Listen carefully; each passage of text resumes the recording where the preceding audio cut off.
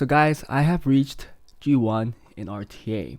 And actually the win rate is not that bad, 62.5. Definitely lower than the win rate you guys saw a couple weeks back or a couple videos back where I showed you guys where I was at in C3 with a 67-68% win rate.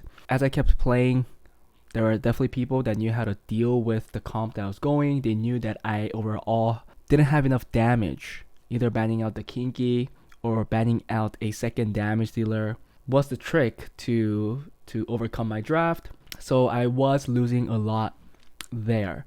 However, I figured out a very, very good unit in this season outside of Dominique, Suzuka, Masha, and that unit is Miles.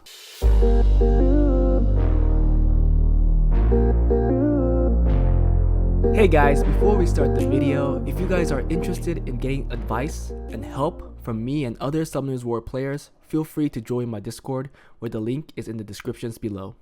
Also, if you enjoy my content and want to support me, become a Patreon where the link for it is also in the descriptions. I want to say I appreciate all the support, and believe me, I really do. Anyways, that was it. Let's get back to the video. Miles wasn't one of a core pick, nor did I even think about using him starting of this season. Just thought a unit that had so much HP and without so much attack, it couldn't do a lot of damage. Oh boy, but I was wrong. Miles has a specific passive where he does more damage that ignores defense proportional to its attack speed. So the faster your Oliver is, the more damage he can do without any crit rate or crit damage. Mine looks like this. For my rune quality, this is nowhere top 10 of my rune efficiency. And that's because I pretty much ruined Miles last. I think I ruined him, if you see these 40 units, I ruined him 30th place. He was way in the back. He was just ruined out with my leftover runes. But at the end, he still clutched a lot. And also, I noticed that my Kinky comp, the team I was running, was losing a lot to this Miles because Miles just shreds through Kinky. He doesn't crit and he does ignore defense damage, so Kinky really didn't revenge any time.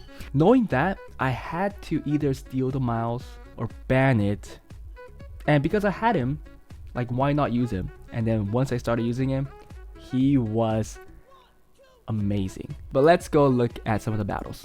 So here's a good one where I still go with the team that I showcased a few videos back. However, the last pick is now a Miles. So let's see what he brings into this battle. I was really surprised with the Fran first pick, which you don't see much, and with Carbine and Molly, he just didn't look like he had a lot of damage. So I believed I banned out Carbine because he was doing the most damage, and I believed that I could kill off the Tessarion quick as possible, especially with so much damage with Miles. Look at that. 8k and then 6k. That's a lot of damage. That's a lot of damage for a unit that only has plus 900 attack, and he only has 20 something crit rate. All the damage you're seeing right now is without any crit. 100 verts still came to the rescue. He probably was really surprised there. If he did get the Oblivion, I'm pretty sure we would have lost though, because we wouldn't have been able to steal or take so many turns. But thankfully that wasn't the case due to the fact that our Vert survived, giving us more turns. We were able to take the match, and as soon as this guy died, it was over because he didn't have any damage. But yeah, look at the 8k and then 10k from that. Can you guys believe that? That was no defense break or anything. Here's another one with the Miles. And every time I brought out the Miles, I won. I won't say it was due to Miles 100%. Some of them I clutched really hard. I think this one was a pretty close clutch. Tomoe is really good now due to her buff. And it feels like the spare stuns are much more effective on her for some reason. I don't know why.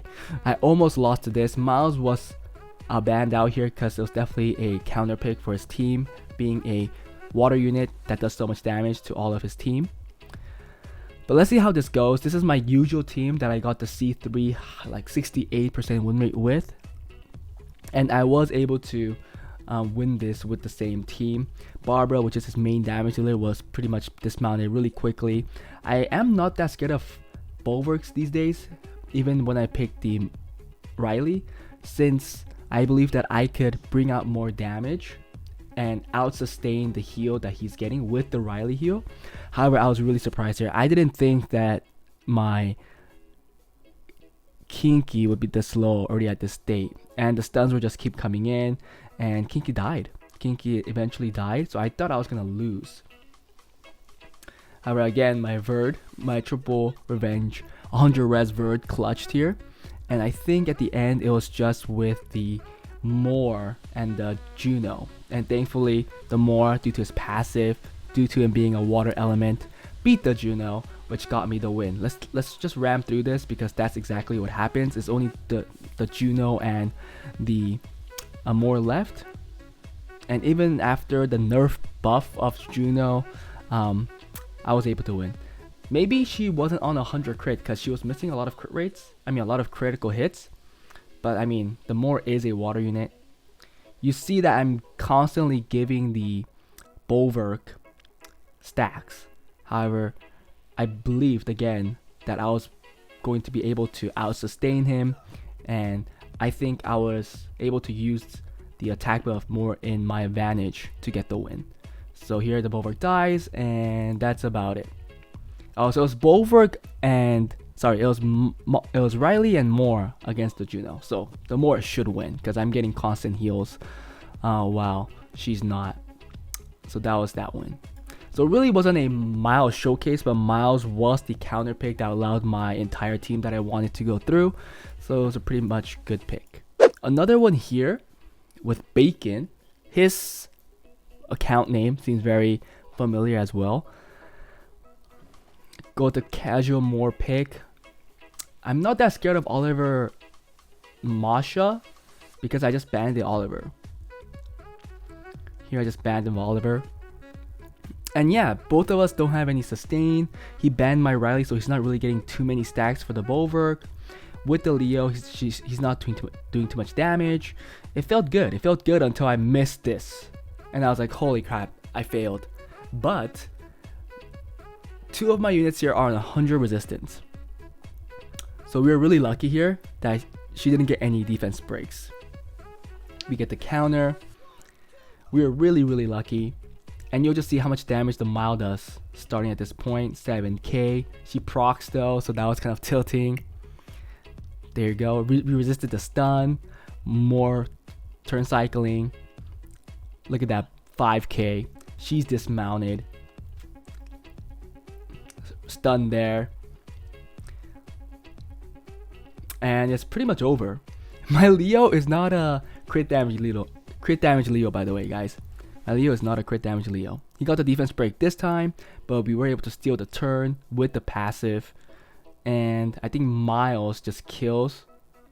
There you go, right? 5k.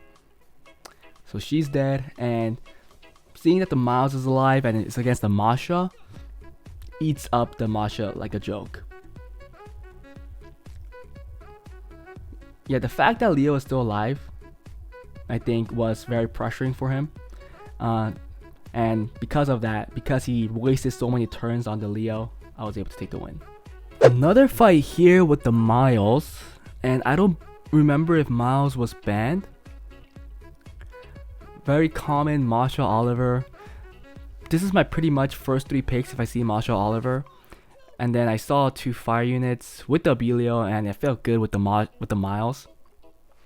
I think defense lead isn't that great. However, it is better than anything because this team comp that I have right now doesn't have a great lead. And I was really tilted that he got the stun on the Riley. Didn't get a stun on my Verde right there. We did 2 glancings. But overall, the team didn't have too much damage. And knowing that, I believed that I was going to be able to out-sustain. However, he was able to bring in a whole lot of control before that sustain came in. I believe the Verd died early. Yeah, he got that prog, the Verd died. And some people might think that this is over at this point. But no, he does not have enough damage again. I still believed in my heart, like there's no way for him, even if he gets everything through, there's no way to kill the Kinky really quickly. So I just needed my sustain, my Riley to survive. And if my Miles survives, then it's just a plus. But my Riley dies too, I think. Oh yeah, we got that lucky proc. So we were lucky there. But everybody's on violent, so I was expecting somebody to proc at least. Attack buff, skill 2, just wipe the Hay gang. So no real strip anymore, and that's really huge because now he can't bring in the control. That means my Miles could do lots of damage now. He's trying to kill the Miles as quick as possible. Not gonna happen. Look, 15k damage right there. No defense break or anything. But that was with the attack buff. So he's still trying to kill the Miles, but now Riley's going all havoc with the heals. I did have Will here, so that was my mistake. I should have really just done the Will there. But as soon as I killed the Cardinal, he knew he didn't have enough damage to even kill the Kinky, and I was able to get the win. So this is the last battle I played to get my G1 with Sarah and me. Oh, sorry, Serenade Me. I bring out the Miles here as well. So Miles became more of a core pick as soon as I see these two Beast Riders. I debated on bringing out the Leo, but I didn't. I went with this guy. It was a force ban, and I still felt very good. He wanted to kill the Miles, because I guess he knew that it was the main damage dealer to go against the two Beast Riders. Put the Will. I think he focused too much on the Miles. I think he should have killed Verd, because if this plan fails, he's not going to be able to keep up with Verd's turn cycling. Yeah, there isn't much that he could do right here. So Barbara's already gonna be dismounted. We get a counter right there. This is all fine. Skill 4, we just need, yeah. So he knew that he can't win. The sustain, the damage coming in. With Barbara being dismounted, she's gonna die next turn. It was an end game. So with that, I was able to barely reach G1, 1701, and I posted on YouTube. I told everybody that I visited this place again, got my 3 auras, and I won't be here long. I know that this is definitely going to be probably the hardest arena rush, like RTA season rush by the end of it, because everybody wants that Oracle skin. I feel good. I feel good that I reached it. I hope you guys reach it too. You guys still could reach G1 or C3 depending on your level. If you're already G1, you don't have to be watching me anyways, but you could definitely reach C3 G1 without the meta picks. I don't know why Shizuka is showing up here, but if you look at all my recent games, I haven't brought out Shizuka or Dominic once. So here, yeah, there's no Shizuka Dominic once in all these games. Some of them I lost, some of them I won. Well, most of them I won, but they say that Shizuka Dominique is the strongest. I don't have Masha, and oh, I did bring out Dominique, and I lost. See, I did bring out Dominique, but I lost, and I lost the Miles. I guess I did bring it out once, but that's it. And out of this is 10 games, I only brought it out once. No Shizuka, only Dominique once. Don't have Masha, and I was still able to reach this goal. So yes, I know there are still people complaining about Dominique, about Shizuka, Masha, Oliver. There's so many Olivers that I met. 1, 2, 3, 4, 5, 6, 7. So 7 out of 10 games. I don't know how many games these are. 2, 4, 6, 8, 10, 12, 14. Oh, 15 games. I met 7. So almost half of my games I met an Oliver. Oh, it was very tilting. And I think a lot of them I just banned him because yes, there are ways to deal with him, and it's easier if you have the Masha. I don't have that.